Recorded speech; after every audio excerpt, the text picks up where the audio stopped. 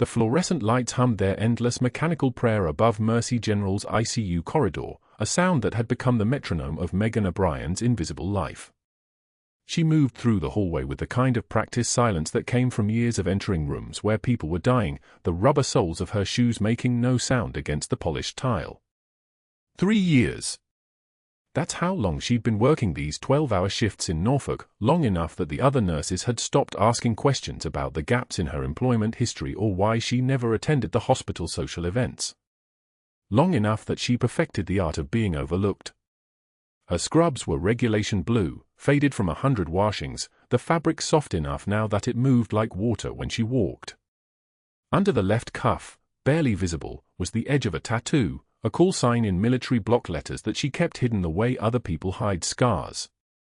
Her name badge clipped to her collar read simply M. O'Brien, RN, with no first name, the kind of anonymity she'd chosen deliberately. The hospital badge clattered softly as she leaned over the medication cart, her fingers moving with the precision of someone who'd once assembled rifle components blindfolded in the pitch dark of a desert night.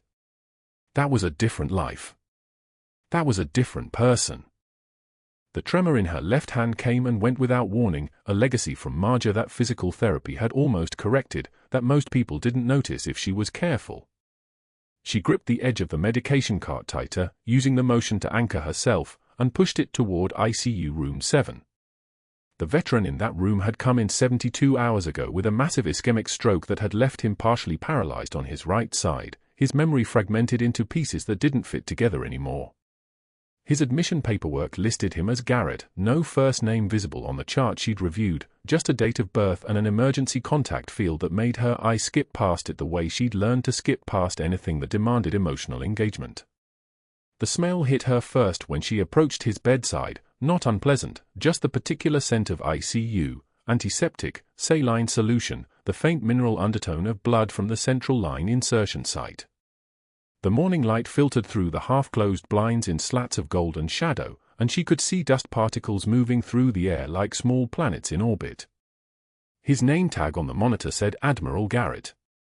She'd noted that detail yesterday when she'd donated the blood, O-negative, rare blood, the kind that saved lives because it could be given to anyone. The hospital had asked her directly because she was on file as a donor. She'd said yes without hesitation, the way you say yes to things that matter, and walked into the blood bank at 0600 with her sleeve rolled up. She didn't think about why she'd volunteered so quickly.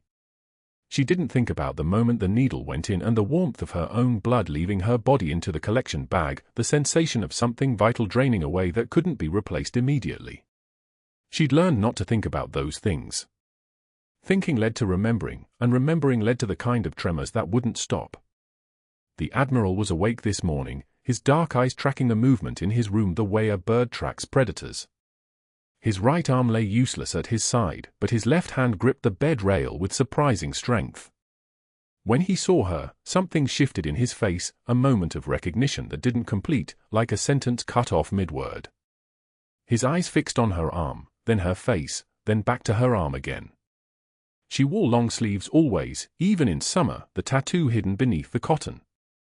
She turned slightly so the light wouldn't catch the edge of it, an automatic gesture so practiced it was muscle memory. "Morning, Admiral," she said quietly, keeping her voice in the register she'd cultivated since arriving in Norfolk, deferential, background noise soft, the kind of voice that didn't demand attention. She checked his for access, the line secure and flowing properly, the saline bag still half full. His blood pressure was holding steady at 140/85, better than yesterday, the monitors beside his bed showing the steady rhythm of a heart that was learning to beat properly again after the stroke had nearly stopped it. He opened his mouth to speak, and she waited with the kind of patience that hospitals teach you, the patience of someone accustomed to people who can't quite find the words they need. "You," he said finally, his voice rough from the breathing tube they'd removed 2 days ago. "I know you. We haven't met before your admission, sir," she said gently, already moving to the next task on her list, vital signs check, medication review, the physical choreography of morning rounds. The chart said his short-term memory was affected, that he might confabulate details, that he might feel the phantom sensation of a person he used to know and try to place them in the present moment. It happened all the time with stroke patients, the brain trying to solve a puzzle with half the pieces missing. But then Dr. Sterling entered the room, and everything changed. She heard his footsteps before she saw him, the expensive click of leather shoes against tile, the sound of a man who expected the floor to part for him. He was tall, mid-50s, with the kind of face that looked like old money had been sculpted into bone structure. His white coat was pristine, his stethoscope an expensive Littmann, his watch a Rolex that caught the light like a warning signal. When he looked at Megan, it was the way a man looks at a piece of equipment that's slightly broken. "Good morning, Admiral," Sterling said, not acknowledging Megan at all as he approached the bedside. He was already reviewing the medication list on the computer, his fingers moving across the keyboard with a surgeon's confidence. "I'm seeing some residual cognitive symptoms, so I'm going to increase his sedation protocol. I'm ordering 5 milligrams of Versed for every 6 hours to manage agitation during the recovery phase." Megan felt something move in her chest, a small cold shock of recognition. The words came out before she could stop them, before she remembered that certain conversations needed to happen in certain ways, in certain hierarchies. "That dosage could suppress his respiratory function, Doctor. Given his current sedation levels and his age, I'd recommend starting at 2 milligrams, then titrating up if needed." The room went dead silent. She could measure the silence in heartbeats, 1, 2, 3, the Admiral's monitor continuing its steady electronic rhythm, completely indifferent to the social collapse that had just occurred. Dr. Sterling turned toward her with a movement so slow it was clearly deliberate, and when his eyes met hers, she saw a flash of something that looked like recognition of an enemy. He was not accustomed to being corrected. More importantly, he was not accustomed to being corrected by someone at the bottom of the hospital hierarchy, by someone in scrubs that had been washed 100 times, by someone whose name badge was barely readable. "Step outside, Nurse O'Brien," he said quietly. His voice had the texture of broken glass. "Now." It wasn't a request. She knew the difference. She'd given commands in her previous life, had stood in rooms where every word carried the weight of life and death, had learned to recognize the exact tone that meant compliance was not optional. She set down her medication cart, her movements controlled and measured, and followed him into the hallway. The fluorescent light seemed brighter out here, more aggressive, stripping away any shadow where thoughts could hide. Sterling stopped just outside room 7, his back to the door, and turned to face her. Around them, the ICU moved with its constant quiet activity, nurses moving between rooms, monitors beeping their small electronic songs, the ventilators in the other rooms making their rhythmic hiss and breath sounds like metal animals sleeping. "You understand," he said, his voice low enough that only she could hear, "that you're here to assist, not to question my medical decisions." She said nothing. Her hands were steady. Her voice, when she finally spoke, was soft. "The dosage carries documented risks in post-stroke patients over 70. Did I ask for your clinical opinion?" "No, Doctor." "Then I suggest," he said, and there was something almost conversational in his tone now, something more dangerous than anger, "that you remember your place. A nurse's job is to follow orders. Not to correct surgeons. Not to question decisions made by physicians. Your place is to write down what I say, to administer what I prescribe, and to keep quiet when you're in rooms with people who actually have degrees." She took one measured breath. In. Out. The way she'd learned to do when her hands were shaking and people were depending on her not to break. "Understood, Doctor," she said. He studied her for a moment, as if he'd expected her to react differently, as if her compliance had somehow disappointed him. Then he turned and walked back into room 7, his footsteps decisive, and she stood in the corridor with the fluorescent lights humming above her head and thought about the Admiral's face when he'd tried to place her, the moment of recognition that hadn't completed. The hallway outside ICU room 7 smelled like antiseptic and something else, the sharp copper tang of fear that family members carried on their clothes. Admiral Garrett's wife stood closest to the door, her posture still military even in civilian dress, her hand trembling against her purse. Their 3 adult children flanked her like a protective formation. Megan had just finished her documentation when Sterling emerged from the room, his face arranged in the expression of a man who had decided something needed correcting. "Nurse O'Brien." "Not a question." A summons. His voice carried the particular edge of someone used to being obeyed without clarification. A word. She turned. The family was still there, still watching. That was strategic. Sterling moved closer, close enough that she could smell his cologne, something expensive and sharp, like a knife wrapped in silk. His jaw was set at an angle that suggested he'd been rehearsing this moment since she'd corrected him in front of the resident 40 minutes earlier. You do not countermand my orders. His voice didn't rise. That was worse somehow than shouting. You do not question my clinical decisions in front of patients. And you certainly do not interrupt surgical protocol because you've read something in a nursing manual. Megan kept her hands at her sides. Steady. She had learned in Marjah that the moments that broke people were the ones where they expected to be broken. Where they braced for impact. She didn't brace. You are a nurse, Nurse O'Brien. A skilled one, perhaps, but fundamentally a nurse. He turned slightly, ensuring the family could see his face. This was for them now. He was establishing hierarchy, and hierarchy required witnesses. I am chief of surgery at this hospital. That medication error you caught, and I use that term loosely, was not an error. It was a calculated dosage adjustment for a patient with your Admiral's specific cardiac profile. The Admiral's wife's face changed. Doubt bloomed there like a slow infection. Your little interruption, Sterling continued, delayed critical care. This patient could have deteriorated because you decided to play doctor for a moment. Do you understand the chain of command? Do you understand what happens when a nurse steps outside her scope and into mine? One measured breath. That's all Megan allowed herself. In and out. The kind of breath you take before you move, before you act, before you do the thing that needs doing. A tear escaped her left eye, not from emotion, but from the kind of physical pressure that built in your chest when you stood very still for very long. She didn't look away from Sterling as she raised her hand and wiped it with her thumb, a single deliberate motion. No trembling. No flinch. I stand by my clinical judgment, Doctor. The words were quiet. Soft, even. But something in how she said them, something in the absolute absence of apology, made Sterling's face tighten.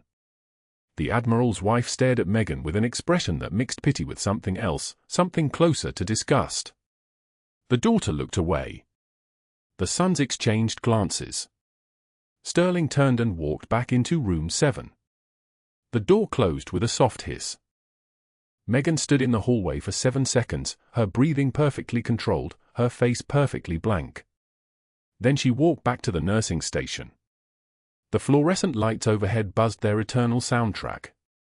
Around her, the hospital continued its choreography, monitors beeping, call lights dinging, the distant overhead paging system calling a code to trauma.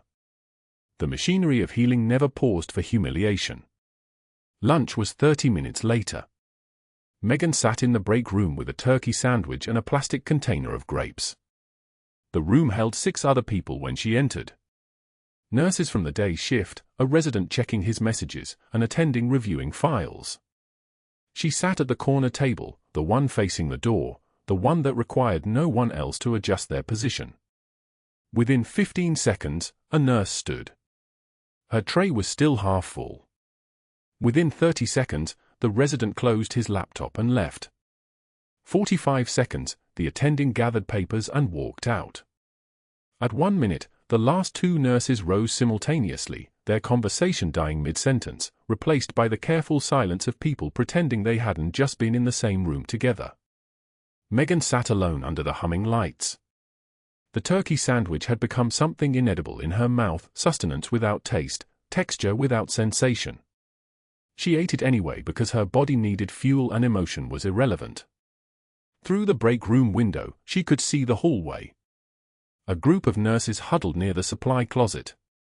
One of them glanced toward the break room. The others nodded. Sterling says she's not a team player.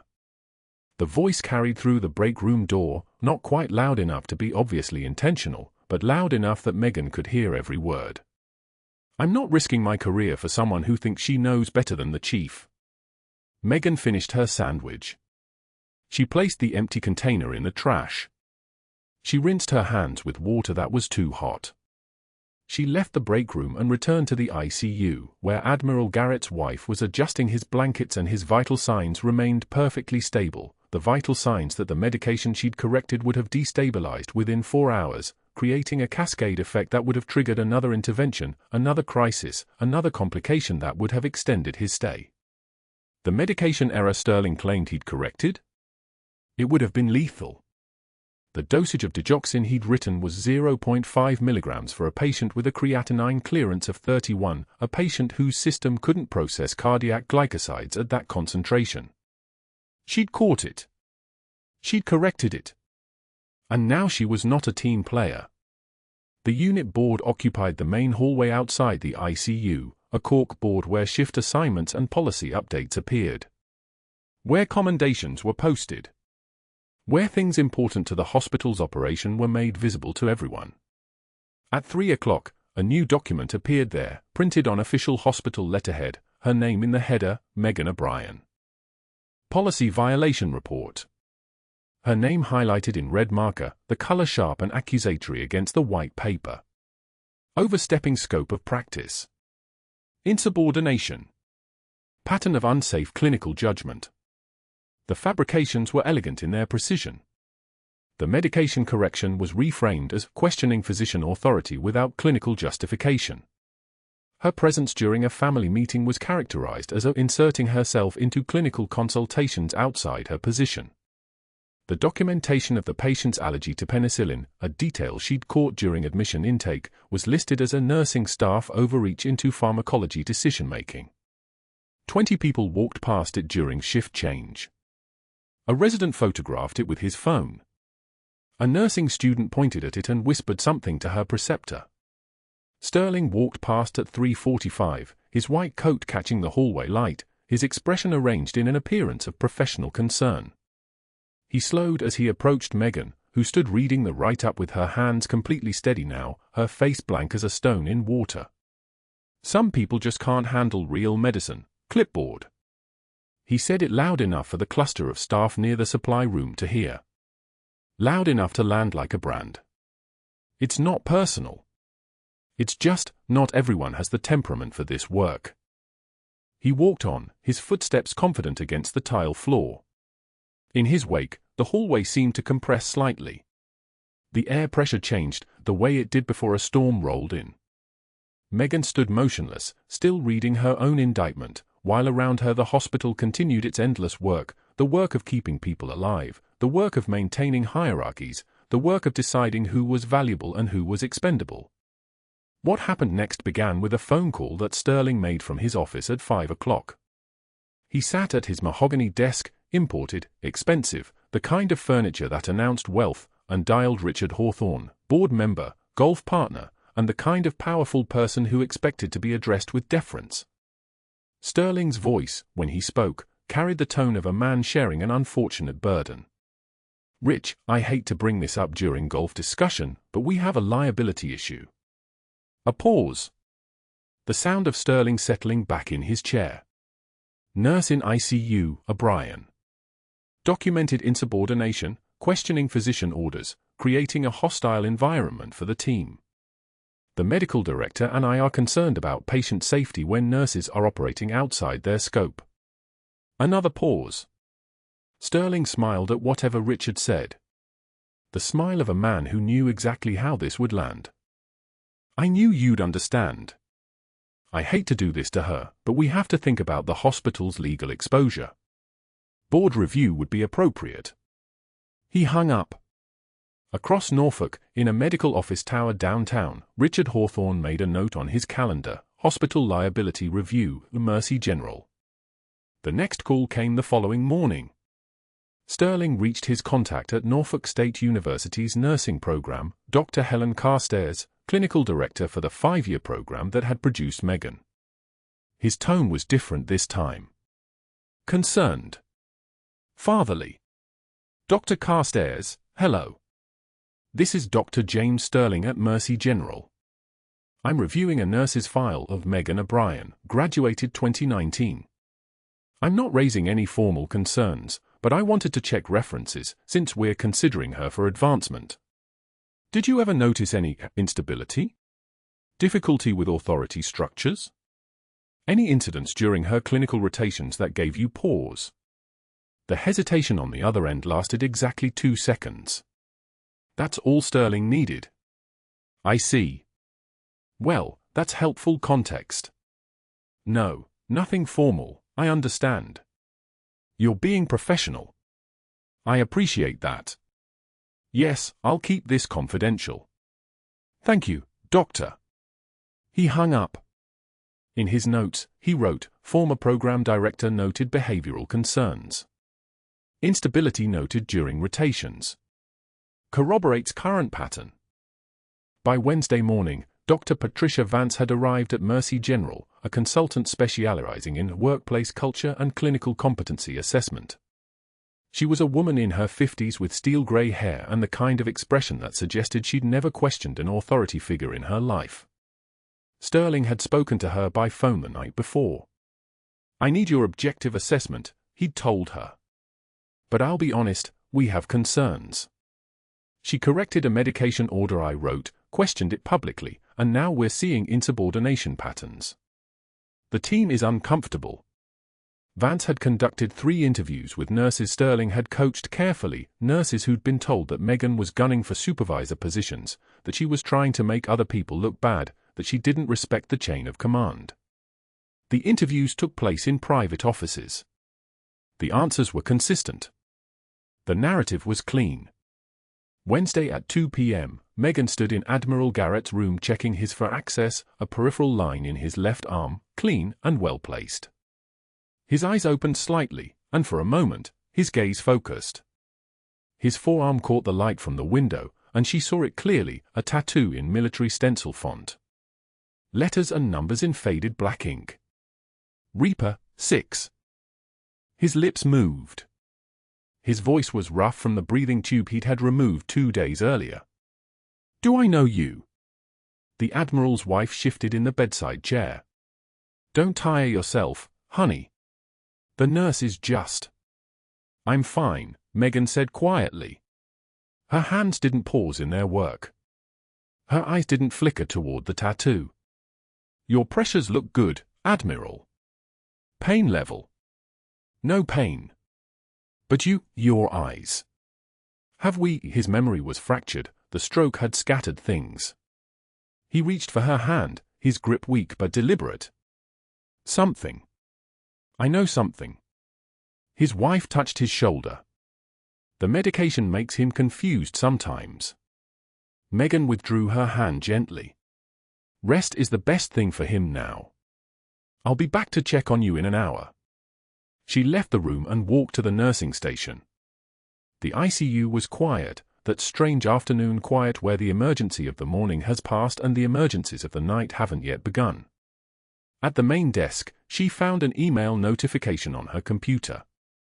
From Dr. James Sterling, Chief of Surgery. Subject, Mandatory Meeting, Clinical Performance Review. Body, Ms. O'Brien, you are required to attend a meeting with Dr. Patricia Vance, external consultant, and myself to discuss documentation and performance concerns. Tomorrow, 0800 hours. Human Resources will be present. She stared at the email for 7 seconds. Then she closed the tab. Around her, the ICU monitors continued their relentless beeping, O2 SATs and heart rates and blood pressures being recorded, measured, documented. Every vital sign visible. Every number telling a story to anyone who knew how to read it. Megan did know how to read it. And she knew what the numbers meant when everything else was silent. The machines were singing their midnight song when everything changed. 300 hours on a Wednesday, and Mercy General's ICU hummed with the particular exhaustion of graveyard shift, fluorescent lights casting everyone in sickly green, the ventilators wheeze and hiss creating a mechanical lullaby that made time feel suspended, unmeasurable. Megan moved through the ward with the practiced silence of someone who had learned long ago that presence without sound was a form of respect. Her scrubs were navy, her badge clipped low, her name tag positioned so small most people missed it entirely. Just the way she preferred. Room for 12 was her fourth check of the night.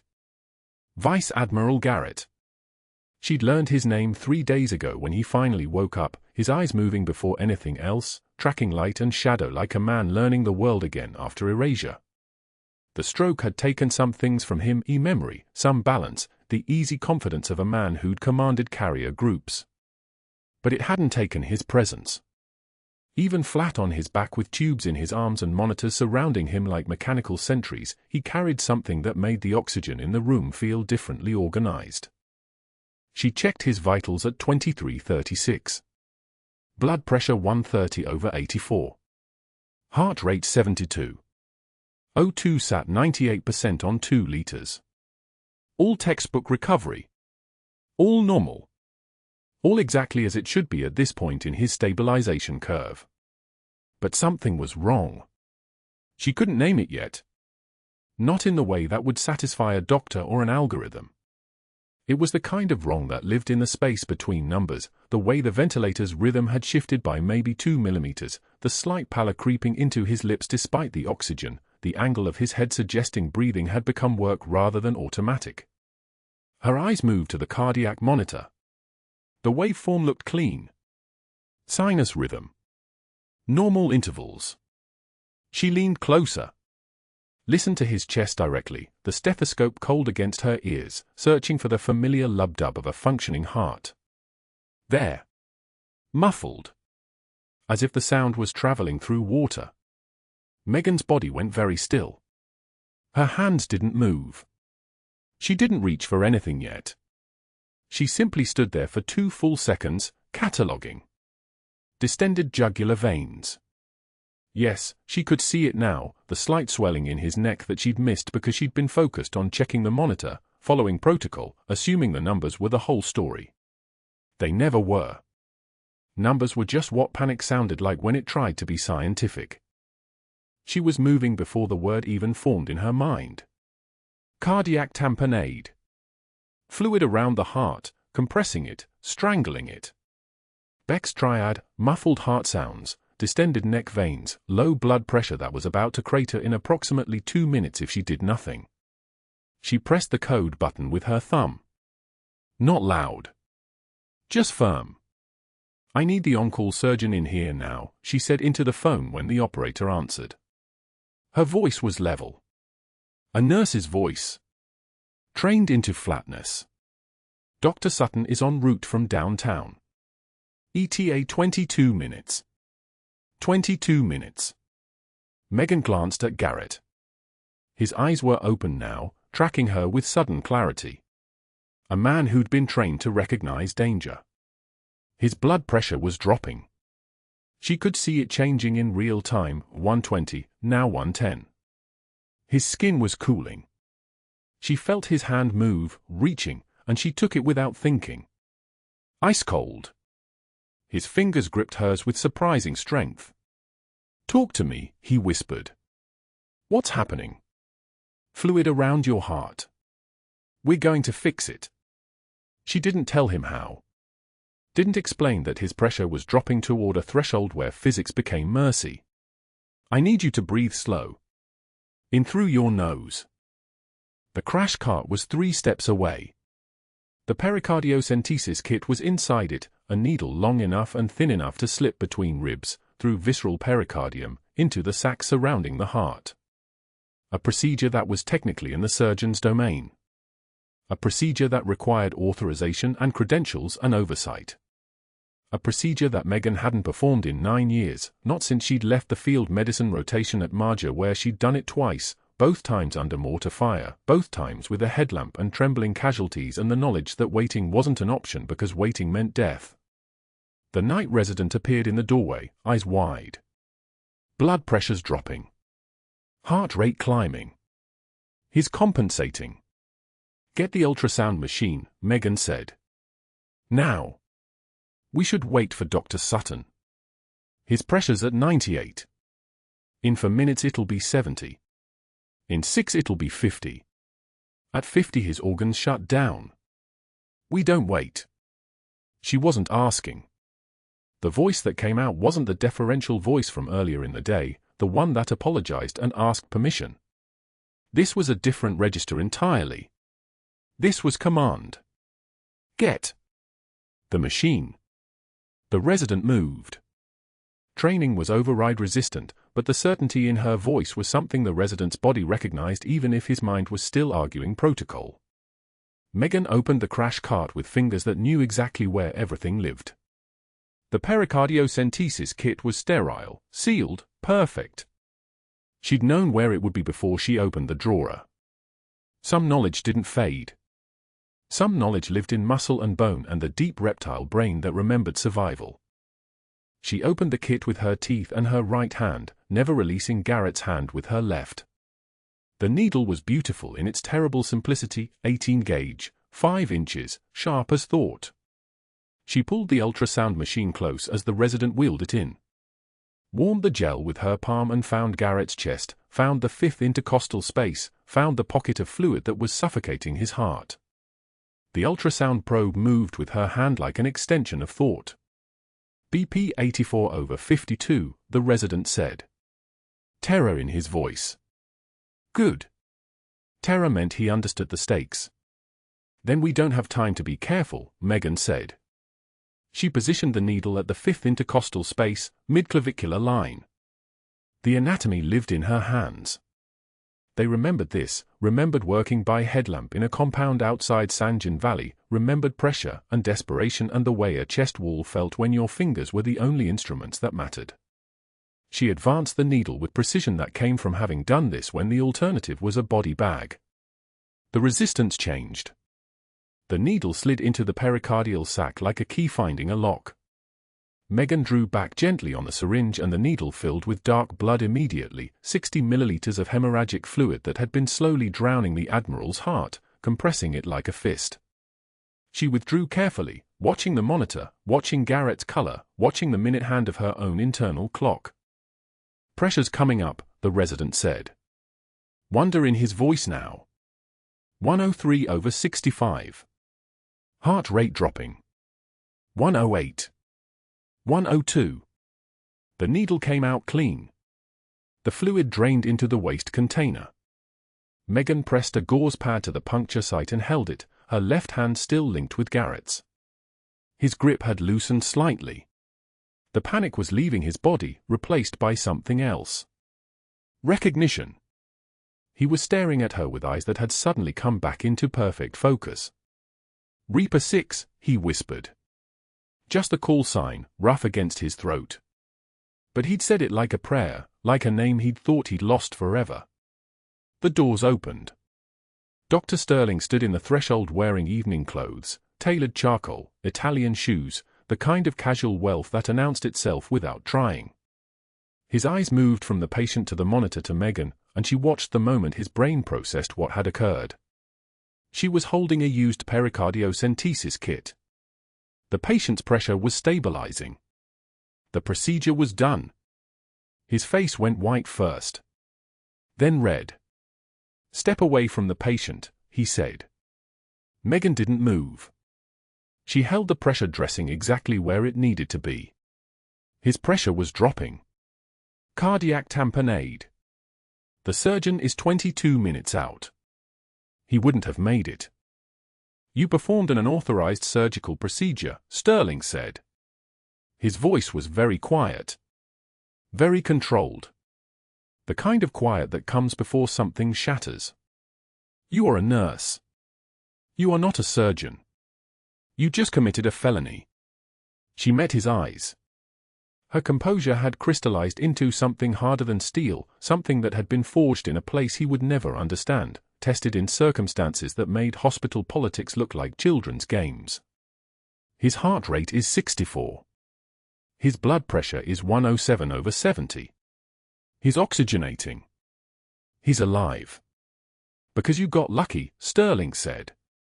You just performed an unauthorized surgical procedure in front of a resident and now you're done.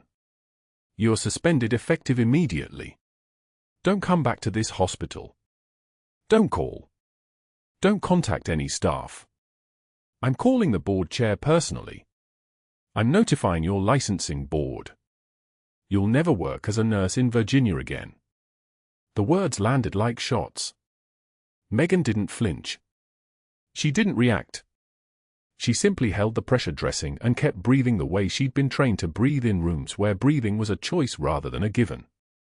Behind her, she could feel the resident's paralysis, the knowledge that he'd witnessed something that violated every protocol, broken every rule, saved the patient's life anyway. That contradiction couldn't exist in a system built on hierarchy. But it had. "Call whoever you want," Megan said quietly. Her voice was steady as surgical steel. "He's alive.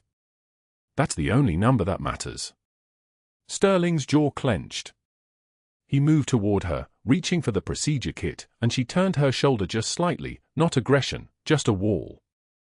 The movement carried something her body had learned a long time ago. The movement said, "You will not succeed." The movement said, "You don't have any authority here anymore, you just don't know it yet." For a moment they were locked in that space, Sterling understanding that his institutional power meant nothing when someone had already made peace with losing everything. When someone had walked through fire and come out the other side. When someone was protecting the patient instead of protecting themselves. He stepped back. Made a phone call. But Megan was already gone from his reach, already moving into the territory where heroes didn't exist in hospital credentials, where saving lives was its own kind of authority, where the most dangerous person in any room was always the one with nothing left to lose. He made the first call at 11:19 p.m. from his study, bourbon neat in a crystal tumbler that caught the lamplight like amber blood. Richard Hawthorne answered on the third ring, always did for Sterling, the kind of loyalty that came from 18 holes and 7 figures in shared investments. Sterling's voice was smooth, calibrated, the voice of a man who had never been refused anything. "Richard. We have a situation at the hospital. A nurse, insubordinate, unstable, dangerous around patients. I need the board to understand the severity before she causes a real incident." Hawthorne didn't ask questions. He never did. "I'll make calls." By midnight, Sterling had reached for more board members. Not threats. Not outright lies. Just the careful architecture of doubt. Erratic behavior. Pattern of insubordination. Mental health concerns. Safety risk. Each phrase was true enough to sound credible, carefully angled enough to feel catastrophic. Sterling understood power the way other men understood breathing. It wasn't something you thought about, it was simply how you moved through the world. The nursing school calls came at 0340, when the night was deepest and voices sounded more honest in the dark. The Dean of Nursing at Old Dominion answered, groggy, confused. Sterling's tone shifted, not commanding now, but confiding, the intimacy of one professional speaking truth to another. "I'm calling about one of your graduates, Megan O'Brien. She works here as a nurse. I'm concerned about her stability. Has she ever shown any signs of erratic behavior during her training? Any documented incidents?" The dean, half asleep and suddenly worried about liability, offered fragments. "Nothing documented, but I remember a student who was quiet. Very quiet. Almost withdrawn. We had some concerns at the time." Sterling didn't smile, but something in his chest tightened with satisfaction. He made 3 more calls like this, each one planting seeds, each one adding weight to the narrative he was constructing. Not a conspiracy. Just concerned colleagues asking careful questions. By 0600, before the sun broke over the Elizabeth River, Megan's phone vibrated on the kitchen counter where she'd left it after the shift. HR Director. Suspended pending investigation. Effective immediately. Must vacate premises within 1 hour. Security escort required. She read it 3 times, the words sliding off her brain like water off oilcloth, refusing to land. The coffee in her mug was still hot. Her scrub still smelled like disinfectant and the particular warmth of 12 hours under fluorescent lights. She had saved a man's life with hands that remembered what no one could know about them. And now those same hands were shaking. The walk to her locker felt like moving through water. The hospital hallway at 0615 was empty except for the night shift skeleton crew, nurses changing over to day shift, and markers from security, kind markers, the one who always held the ER door open, asking if she needed help carrying things. She said no. She packed her personal items methodically. Phone charger. Tablet. The small potted succulent someone had given her 3 years ago that somehow had survived. She opened the bottom of the locker where the combat boots sat in a canvas bag, worn leather and red dust that wouldn't come out, laces wrapped tight around the ankles like they were holding something together. She stared at them. Her hands moved toward them, then stopped. Not today. Not now. She couldn't carry them out in front of Marcus, couldn't let that first piece of the truth show. She left them there, pushed the locker shut, and walked out into the Norfolk morning where the air was thick with humidity and the smell of the naval shipyard across the water. Megan sat at the kitchen table at exactly 1,402 hours, not that she was counting, but her body was always counting, had been trained to count, the military clock still running in her nervous system whether she wore the uniform or not. She was still in her scrubs because she couldn't seem to move from the couch to the bedroom to change, and the scrubs smelled like the hospital, and the hospital was the only place in 3 years she had felt like she existed. The coffee she made was cold now. She had cried once, just once, a single tear that had escaped down her cheek while she was sitting in the parking lot for 15 minutes, unable to turn the key in the car's ignition. The trembling wasn't fear. It was something worse. It was the recognition of how thoroughly she had disappeared, and how quickly that disappearance could be shattered. The front door opened without knocking. That was Claire, had always been Claire, the kind of person who said "I'm stopping by," and then was just there, arms full of groceries because she worried her mother didn't eat enough. Megan heard the jingle of bags hitting the kitchen counter, heard Claire's voice, "Mom, I brought those organic tomatoes you like," and then the silence, thick and complete, the way silence happens when someone walks into a room and understands in a single moment that everything is wrong. Claire was 31, worked in cybersecurity for a defense contractor, lived in Arlington, and had grown up with a mother who disappeared for deployments and came back with stories that never quite fit together. She knew her mother had been in the Navy the way she might know a distant relative had been in insurance. The word was there, the fact was there, but the weight of it had never landed. Her mother was competent. Her mother was steady. Her mother was the person who talked her through 3 failed relationships and 2 job transitions and came to her apartment once a month to check the smoke detectors and make sure the water heater was serviced. Her mother was not crying at the kitchen table at 2 in the afternoon while still wearing hospital scrubs like a second skin. Mom. Claire set the groceries down slowly, the bags crinkling loud in the quiet. Why are you home? Are you sick? What happened? Megan couldn't answer. The words were there, trapped somewhere behind her sternum, pressed up against a scar tissue of secrets that spanned 3 continents and 18 months at Walter Reed and everything she had chosen not to tell the person standing in the kitchen doorway. She had walked away from the Navy when the PTSD had become unbearable, when the nightmares started happening during the day, when she couldn't be in a crowd without assessing exit routes and counting potential threats. She had buried the rank, buried the medals in a box in her closet, buried the call sign and the operations and the faces of the men she had carried and the ones she hadn't been able to carry far enough.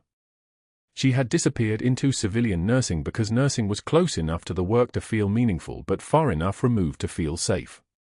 And she had never told Claire. Not the truth. Not even close to the truth. They suspended me, Megan said finally, and the words sounded hollow, like they belonged to someone else. Claire sat down across from her slowly, like she was approaching something wounded and unpredictable. She was wearing a dark blazer and her work badge still hung around her neck. She smelled like the metro and coffee from the office. She was looking at her mother like she was looking at a stranger wearing her mother's face. What do you mean, suspended? Why would they? Claire's eyes went wide. Is it the procedure? The one you did? Mom, that was saving someone's life. It's complicated, Megan said, which was the kind of thing people said when they were lying. She wasn't lying. She was just leaving out the part where she had moved with the fluid precision of someone who had done this in tents and convoy vehicles and under mortar fire. She was leaving out the part where her hands had muscle memory that didn't belong to a civilian nurse. She was leaving out 18 years. Claire reached across the table and took her mother's hand. Tell me. Tell me what happened. But Megan couldn't. Not without starting at Marjah, not without explaining the men, not without showing Claire the medal case in the closet, not without admitting that the person sitting at this table had spent 3 years running from something that had finally caught up. So she sat there, hand in her daughter's hand, and said nothing. That evening, Megan sat alone in the apartment's darkness, no lights, just the sodium glow from the street bleeding through the windows. Her phone showed 47 unread messages. 0 were from Mercy General colleagues. 0 were offering support. The investigation summary had come through in an email at 18:47 hours, numerous violations of hospital protocol. Unauthorized procedure without attending surgeon present. Pattern of insubordination and refusal to follow chain of command. Consultant report recommends termination of employment. Each word was a small clean cut. Each sentence was designed to end her, not because they were wrong, but because they were true in all the ways that didn't matter and incomplete in all the ways that did. She opened the hall closet. At the very back, behind the off-season coats and the shoes she never wore, sat a cardboard box sealed with tape from 2015. Her hands knew where to find it without looking. Inside, a folded flag from her retirement ceremony. A medal case containing a Navy Cross and ribbon she had earned under circumstances that felt like they belonged to someone else. A photograph of SEAL Team 5 standing outside a forward operating base, and in the back row, half obscured, a woman with her hair buzzed short and her eyes the color of corroded steel. Inside that case was also the only letter she had kept, a single page from the hospital in Landstuhl where they had sewn her back together, back in 2013, explaining that the PTSD diagnosis was documented, that the recommendation for discharge was firm, that she could heal, but not here, not in the military, not where every sound could be gunfire and every silence could be death. She had taken the letter like a permission slip and she had run, had disappeared, had built a life so small and so quiet that she was almost invisible.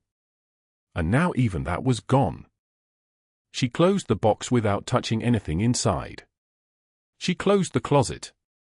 She sat back in the darkness and waited for whatever came next, though she had no idea that it was already rolling toward her across the water, already boarding at the naval station, already loading into vehicles with the methodical precision of people who were very good at arriving exactly where they needed to be.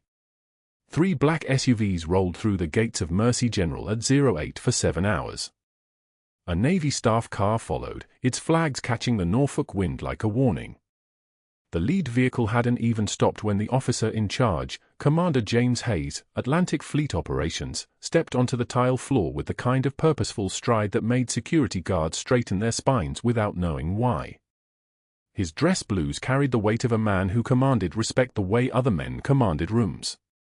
He walked directly to the administration desk, past the coffee station, past the waiting patients, his presence moving the air like a pressure system. The lobby fell quiet. People stopped mid-conversation.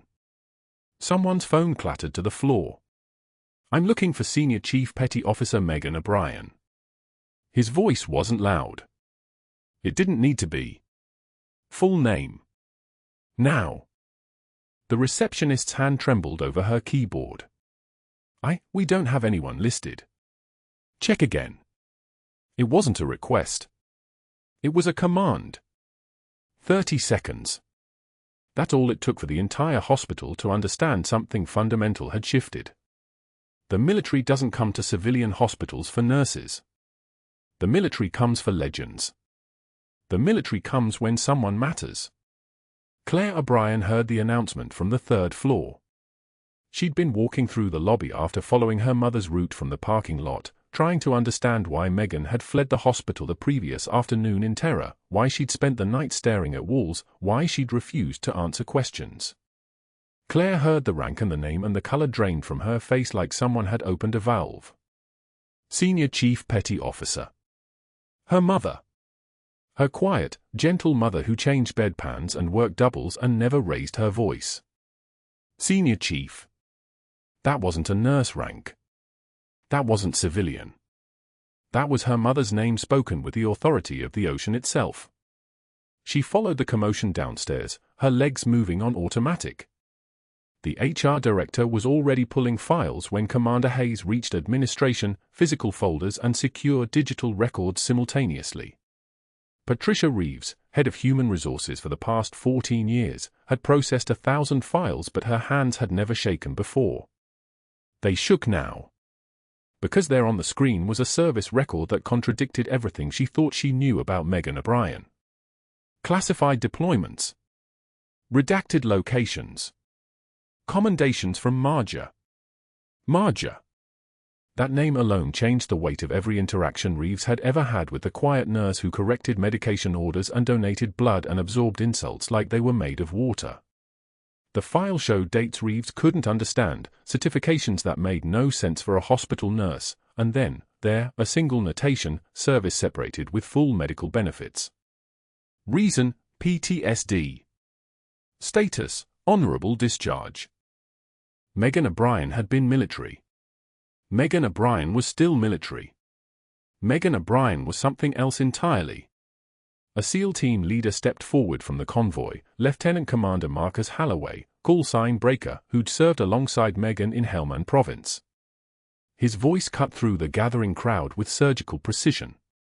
Senior Chief Petty Officer Megan O'Brien holds the Navy Cross for Valor under fire. She holds 2 silver stars.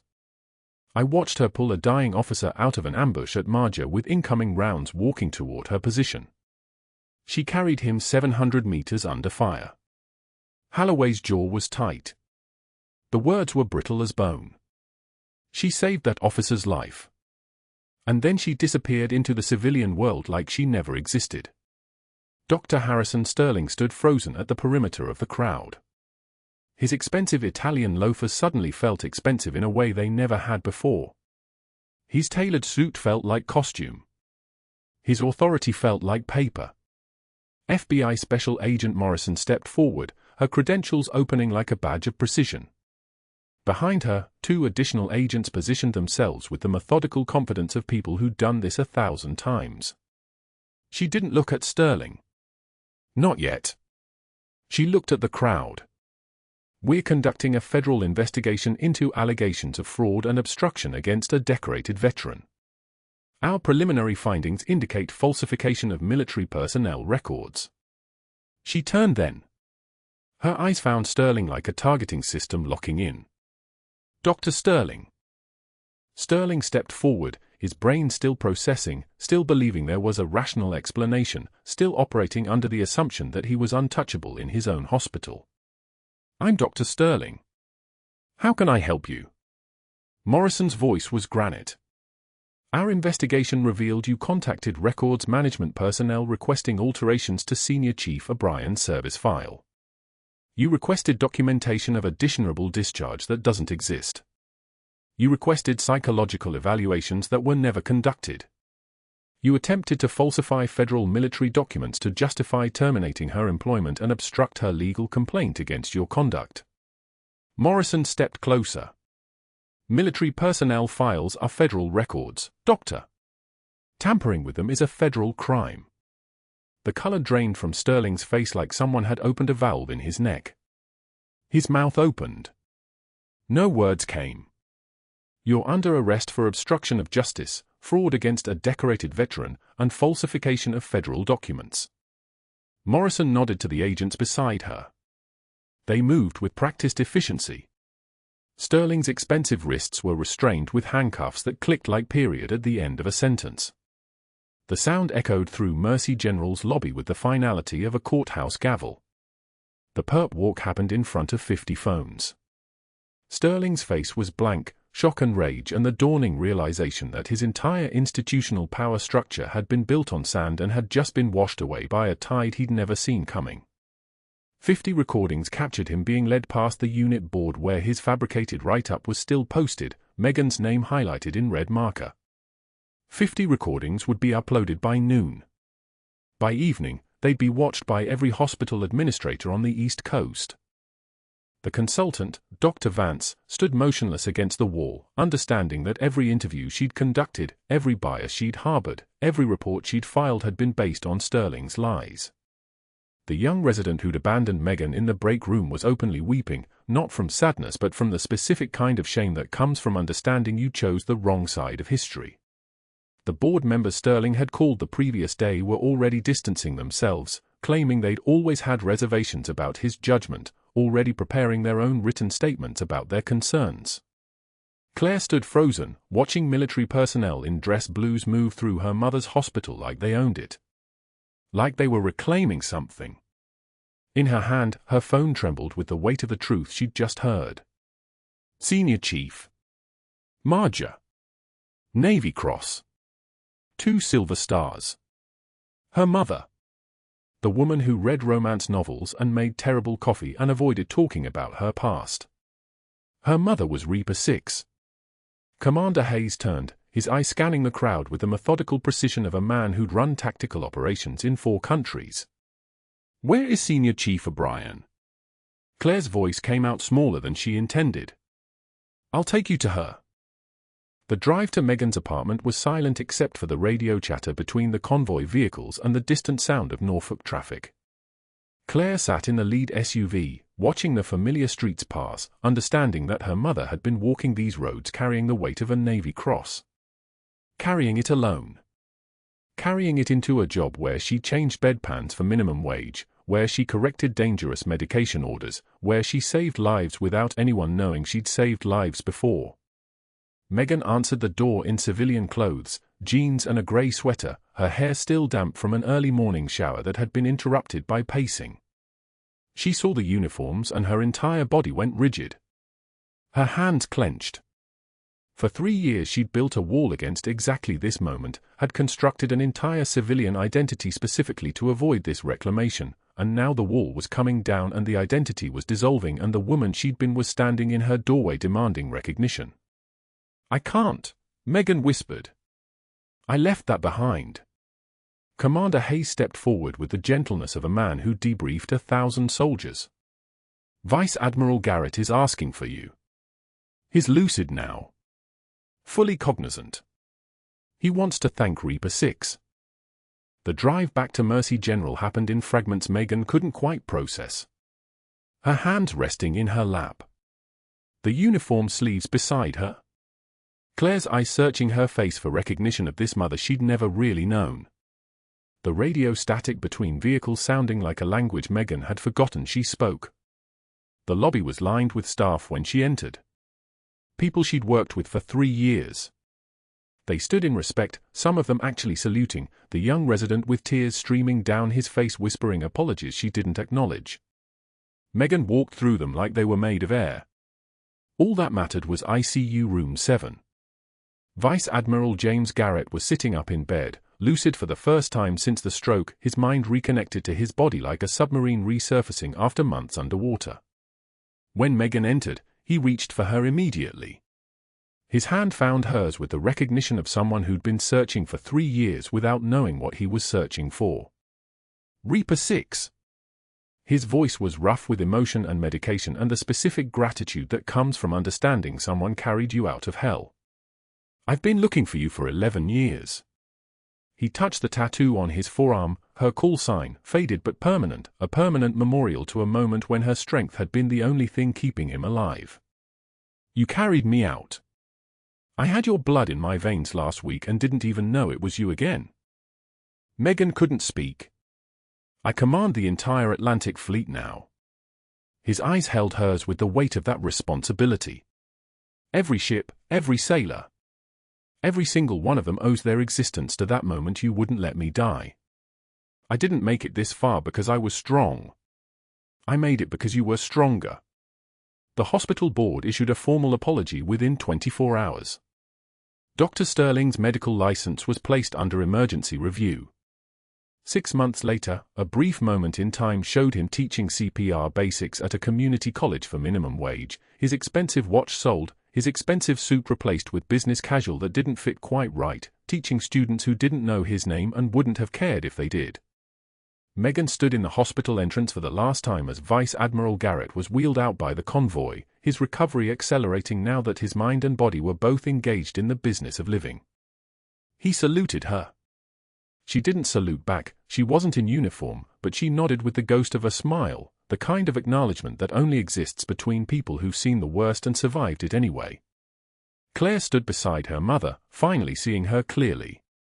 The quiet woman who'd disappeared into nursing, who'd hidden herself so thoroughly that her own daughter didn't know her. Claire took her mother's hand. Megan's bag rested on her shoulder, and visible at the top, no longer hidden in her locker, no longer a secret, were the worn combat boots she'd kept for 3 years. They were visible now. They were hers now. She carried them openly. "I'll tell you everything," Megan said quietly. "All of it." They walked toward the parking lot together, the military convoy pulling away, the Norfolk sun breaking through the clouds like permission. In Megan's steady voice, the voice that had become command, came the truth: you do not need a badge or a gun to be a warrior. Like and subscribe for more stories about quiet strength and hidden heroes. Comment below, what would you have done if you discovered the truth about someone you thought you knew? And let us know what story you want to hear next.